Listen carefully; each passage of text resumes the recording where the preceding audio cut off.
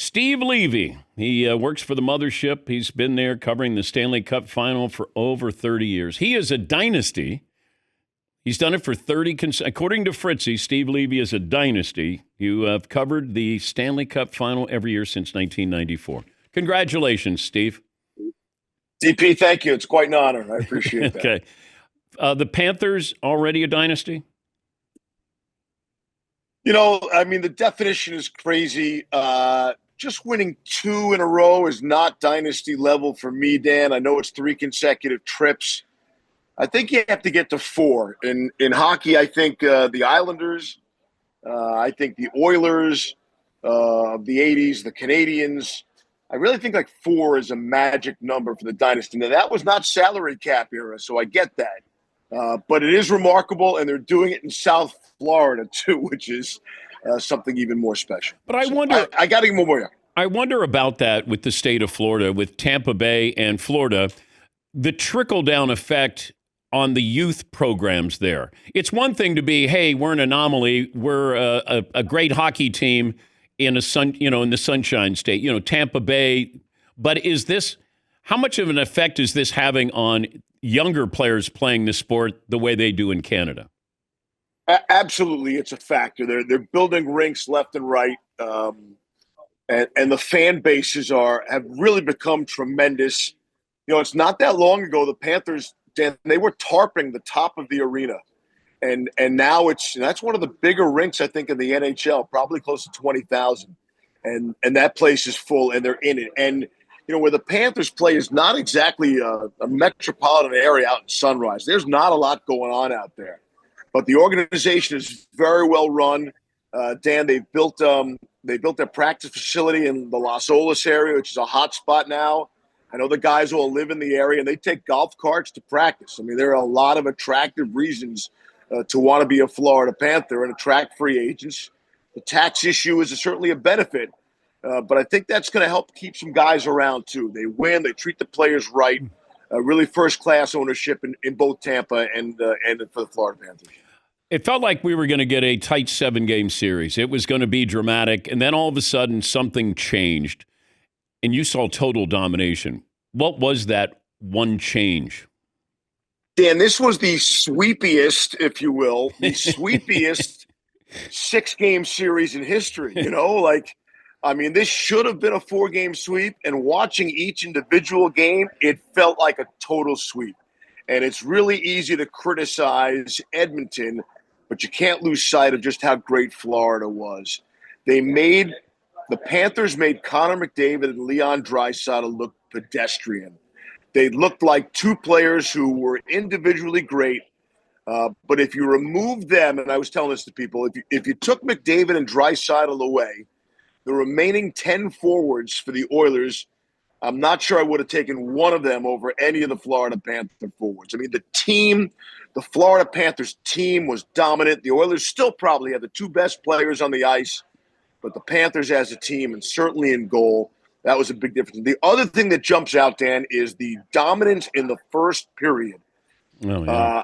And I can't explain it. The last 4 games of the period of the series, Florida outscored Edmonton 9-0. The Oilers gave up at least 2 goals, and they couldn't get out of the first period scoreless or even tied at 1. It was bizarre. And the amazing one was the 3-0 game that Edmonton actually came back and won, that they had no business. And that's a miracle comeback. That's all time. That's going back to 1919. And really that gets forgotten now because the Oilers lost that series. Okay, if you were running the Edmonton Oilers, you got a big decision with Connor McDavid. Maybe he has a big decision. I think he's got 1 year left. He's, 28 Correct. years of age, widely Correct. recognized as the greatest player in hockey, most talented we've maybe ever seen, and he doesn't have anything to show for it. Is it going to be him wanting to leave or the Oilers wanting to regroup and try to make this a full team? No, they would never let him leave. I mean, the franchise is on the map really right now because of Connor McDavid. I couldn't even imagine that franchise if he left. That will be his decision. And then you play that game, right? If the Oilers But figure out, hey, Leeds, they did this in the yeah, 80s. They did this once before with the but they had a right. lot more depth. I mean, obviously it was Gretzky, but they had a lot more depth. They got Okay. probably 7 or 8 Hall of Famers from that team. And right now it's Draisaitl, and Conor McDavid. But is he going to so, want to go, Steve? They're going to want to keep him. Yeah. But does he say, I've gone as far as I can go? I mean, that's the question. He's changed agents recently, Dan. I don't know what that means, but that's probably a factor in all of this. I think he's a loyal guy. He's made Edmonton his home. I think he loves it there with his family.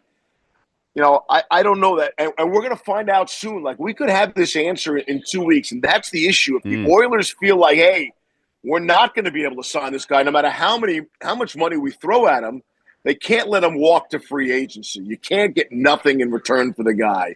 So that's the issue. But they've got a lot of holes, Dan. They don't have enough dogs in the fight. They need a real number one goaltender. I mean, that was one of the areas Florida outclassed them in. And listen, I didn't think Edmonton was going to win any of the 4 rounds, Dan. Really, any of the first 3. I had them losing all 3 of their first rounds, and then I finally went over and picked them in the final in 7. And I looked like a total idiot as usual.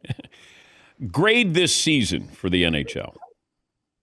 Off the charts, great. And I don't care about the television ratings. The finals wasn't our year at the final. That's how this works. But off the charts, 4 nations, out of control, great. Alex Ovechkin, unbelievable.